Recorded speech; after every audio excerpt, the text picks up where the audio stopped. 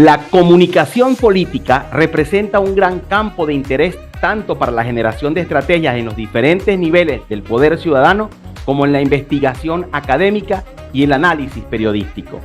La comunicación política en el entorno virtual o digital que se desenvuelve en Internet permite participación e interacción entre ciudadanos, políticos y sus organizaciones. Así, los ciudadanos y votantes se vinculan, participan y pretenden ser escuchados. Se adiciona el tema de la inteligencia artificial en esta conversación con Carlos Coronel, consultor político, experto en investigación de opinión pública y mercado, estrategia, gobernanza y gobernabilidad. Carlos Coronel es miembro de la comunidad ALACOT y premiado por RIT Latino y Napolitan Victory Awards. Además, Carlos Coronel tiene un periplo, una trayectoria y un reconocimiento internacional. Comenzamos. Consultoría, coaching y comunicación en el ámbito político. Temas que abordamos en Contacto Político, el video podcast con Luis Figuera, consultor y master coach con PNL. Y así comenzamos. Bienvenido, Carlos. Muchísimas gracias por la deferencia que has tenido en venir a esta conversación en Contacto Político.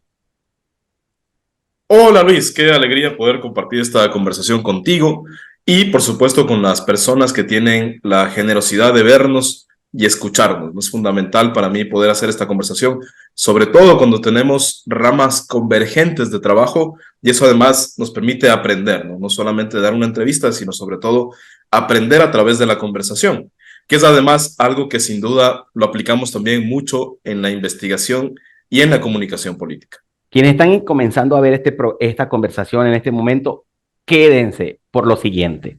Conozco a Carlos en la interacción de los predios de él en consultoría política, yo estando en el coaching político. Y Carlos, tú tienes, Carlos, debo reconocértelo, esa particularidad de enseñar, de dar información, de ser la persona amable, cordial, deferente. Y lo reconozco, o sea, y te agradezco mucho que tengas esa iniciativa, porque además aquí en Contacto Político pretendo que mis invitados den información, insumos, en especial para los noveles políticos, para quienes estén comenzando a formarse también en el complejo y desafiante mundo de la consultoría, comunicación y estrategia política.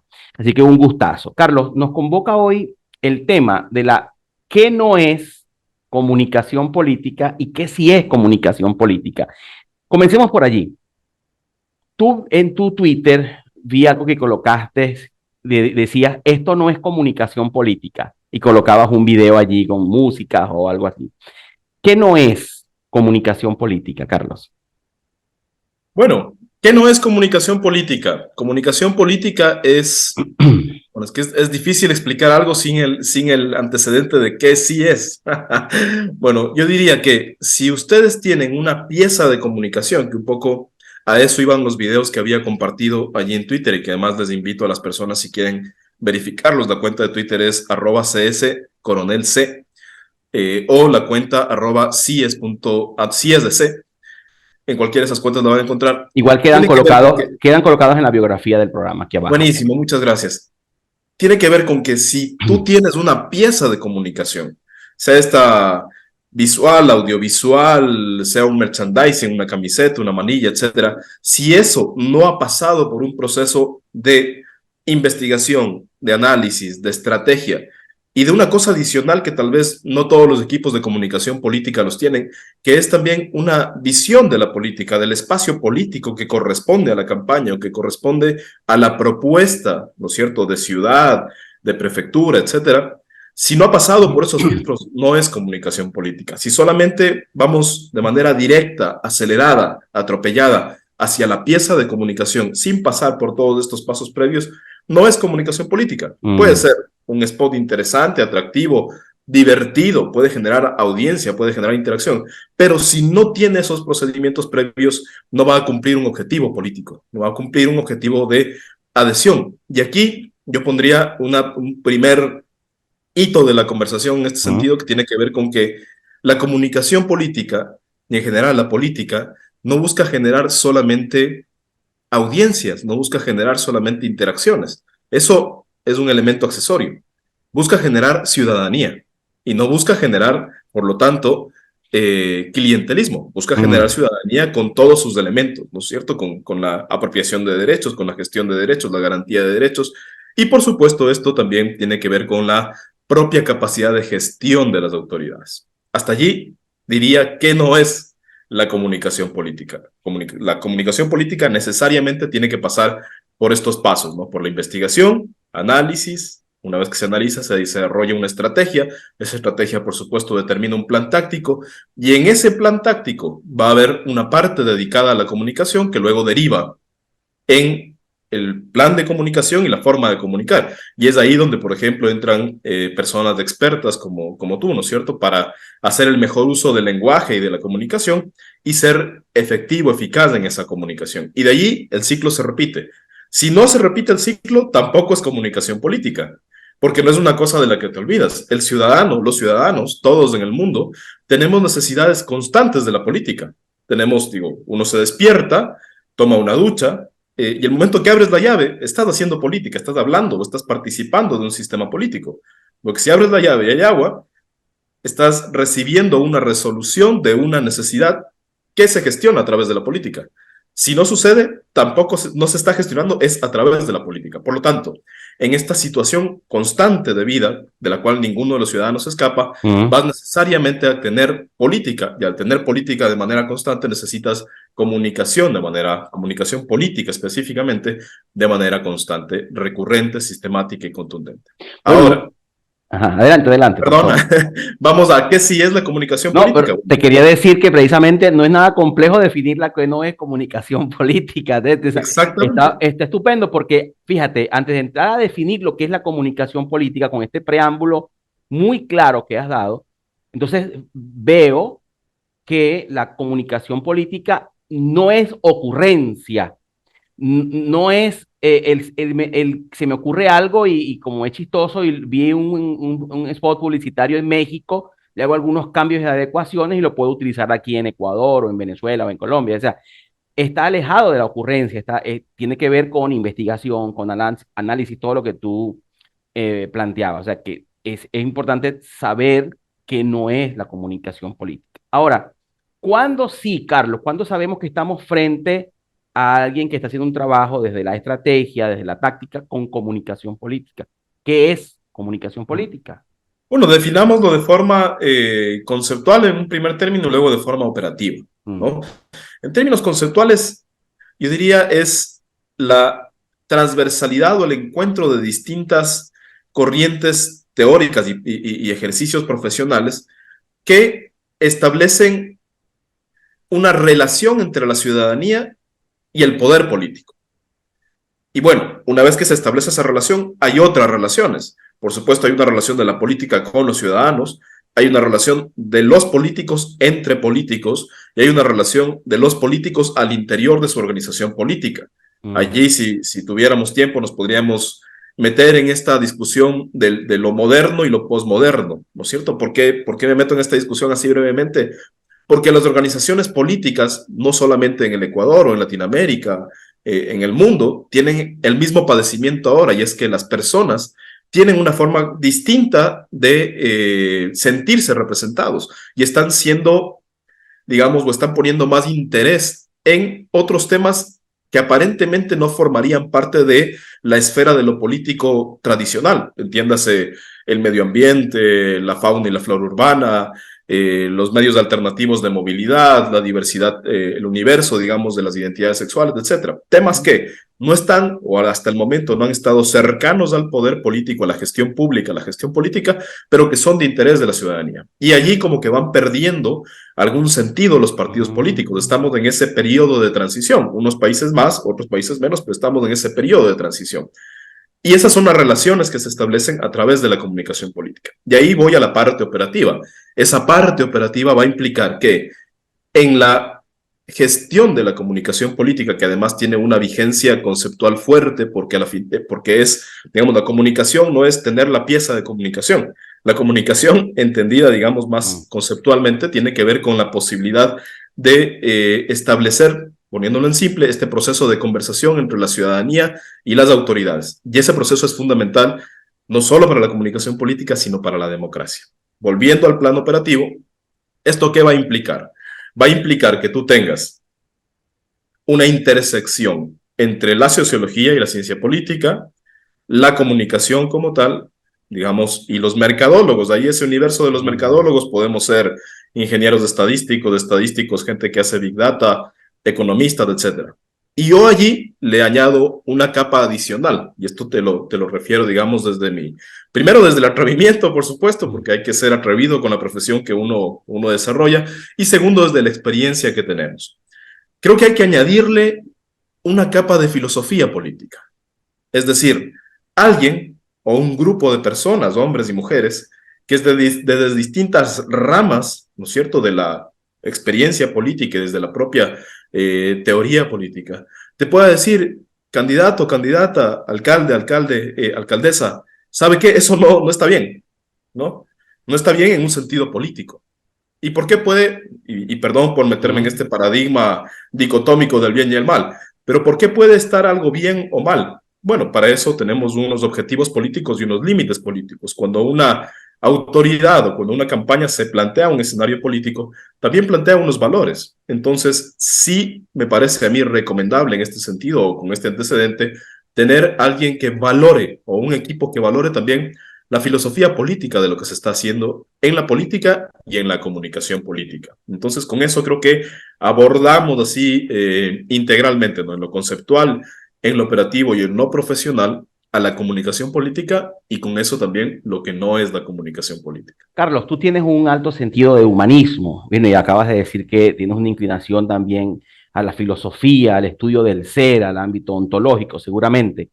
Coméntanos la relación que necesariamente debe existir de la comunicación política. Vámonos bien sea en campaña, bien sea en gobierno, pero esa relación que debe existir entre la comunicación política y la esperanza.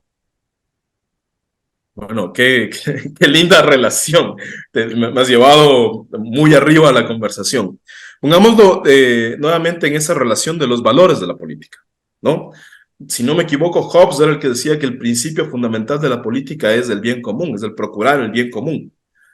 Tal vez eso tiene otras traducciones puestas más en un sentido contemporáneo. ¿Qué implica el bien común? Bueno, el bien común implica la generación de servicios, de calidad de vida y demás.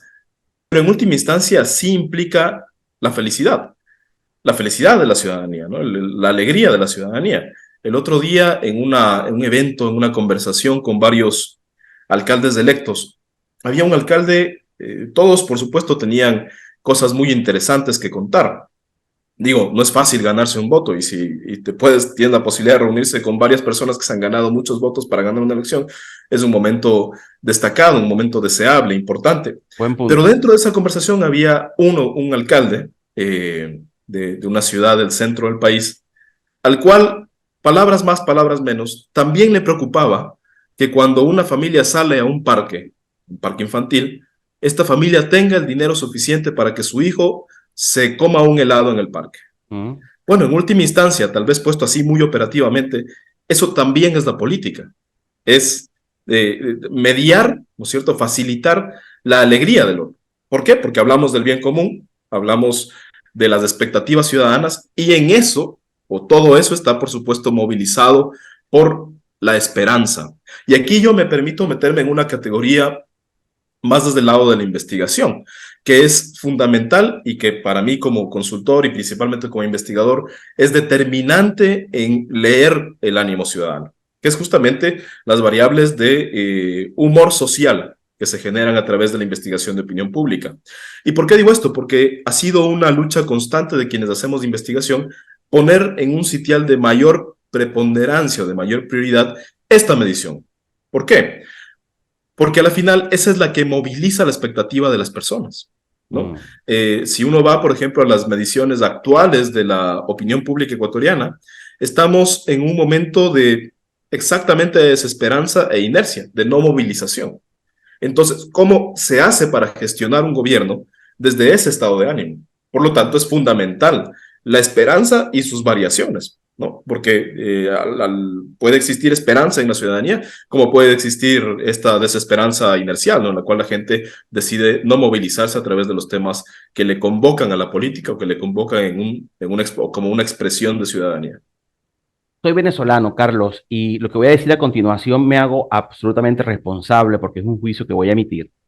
Tiene que ver con el hecho de que tengo la poderosa presuposición de que fue una política del gobierno que se mantiene en Venezuela, sembrar, regar, abonar el miedo exacerbado, desde el terror incluso, porque saben, y ciertos gobiernos saben de esa naturaleza, del mismo corte que se mantiene en Venezuela, que el miedo como una emoción genera parálisis en la gente.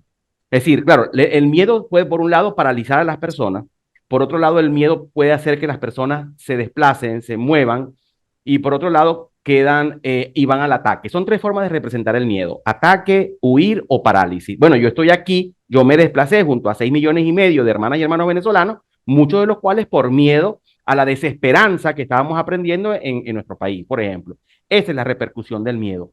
Ahora, Carlos, con el tema de la elaboración, tú como investigador y en la práctica operativa como consultor, la comunicación política también tiene un rol preponderante en la confianza de los gobiernos, la confianza de los candidatos, la confianza de las organizaciones políticas. ¿De qué manera, y según tu experiencia, se puede emplear la comunicación política para revertir el descrédito y para fomentar la confianza en un ciudadano, en una gestión o en una organización?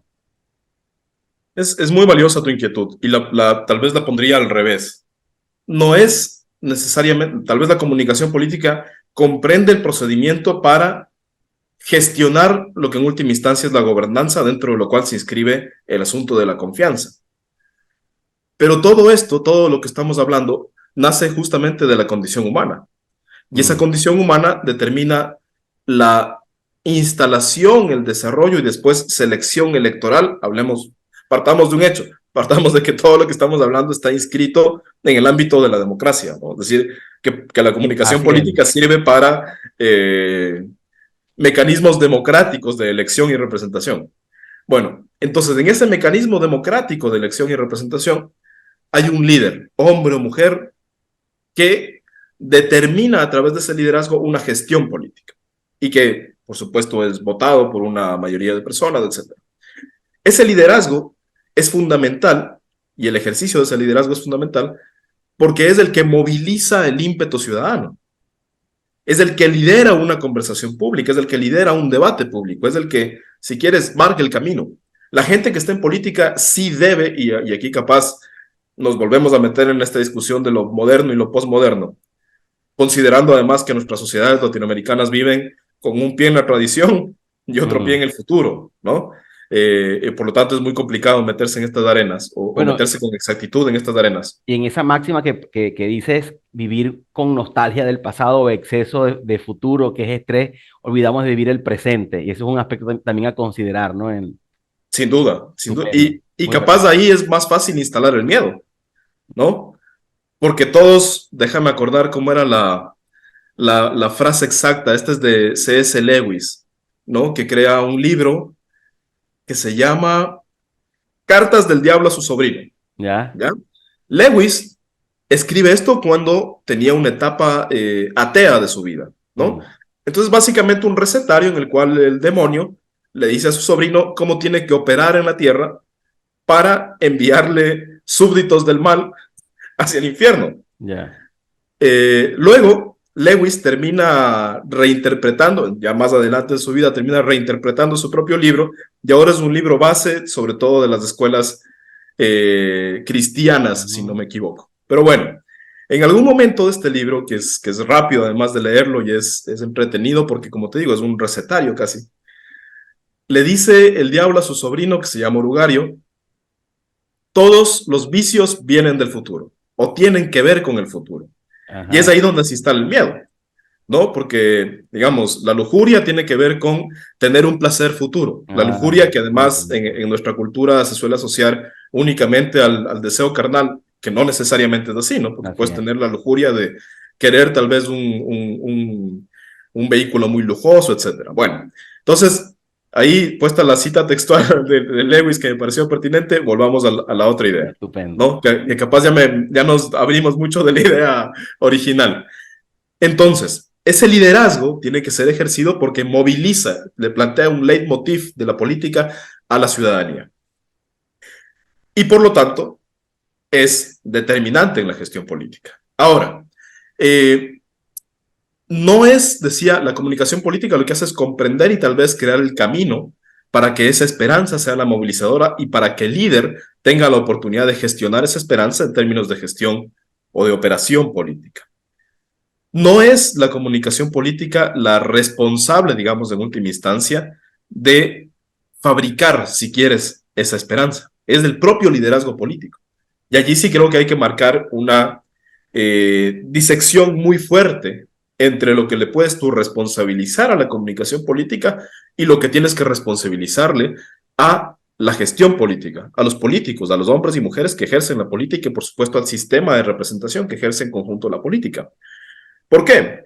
Hay una frase muy recurrente en algunos líderes políticos. De hecho, lo acabo de ver en esta semana, un alcalde de una ciudad muy importante y muy bonita del Ecuador. Lo decía, goberné bien, pero comuniqué mal, ¿no?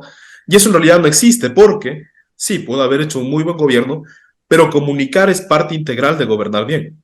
Porque comunicar, como decíamos al principio, y mira cómo vamos enlazando las cosas, no tiene que ver solamente con hacer un spot publicitario, con hacer una publicación en redes sociales o con salir a dar un discurso.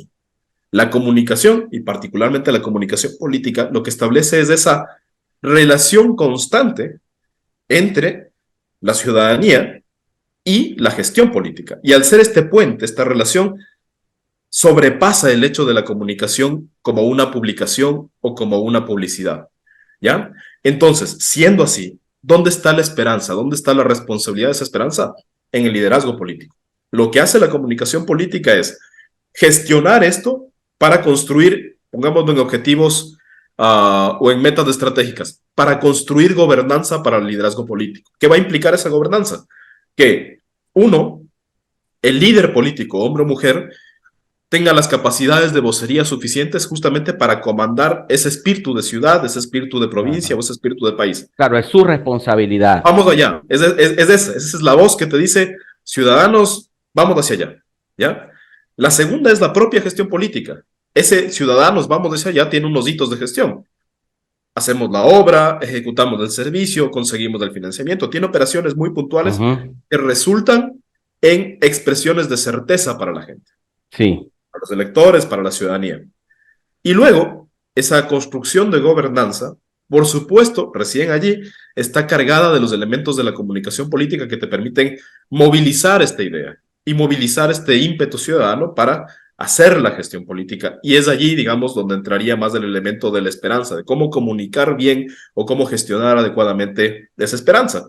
Y aquí, y perdona que me alargue en esta respuesta después de que pasamos hasta por cuentos de principios del siglo XX, tiene que ver algo fundamental o pasa a jugar algo fundamental que se conecta con lo que hemos tenido de origen en la conversación. Es aquí donde radica esta visión de la filosofía política de un gobierno. Pongamos que hay una ciudad que se llama Alegría, ¿ya? Y esta ciudad que se llama Alegría tiene como proyecto político o como valor político la unidad. Entonces, Ciudad Alegría, donde todos nos unimos o donde todos estamos juntos. Pongamos este ejemplo súper prosaico.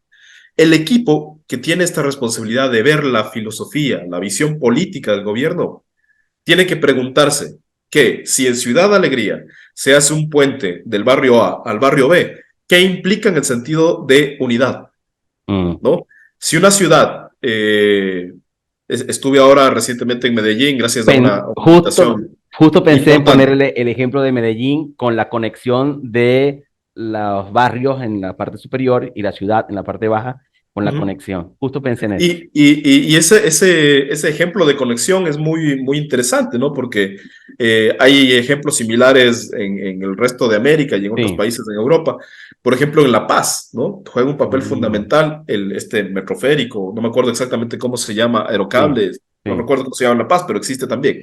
Bueno, ahora la marca Ciudad de Medellín tiene que ver con florecer. Medellín, donde todo florece. Entonces, si mañana Medellín abre una nueva vía o hace un puente, tiene que preguntarse a este equipo qué implica en una ciudad que todo florece que exista un puente.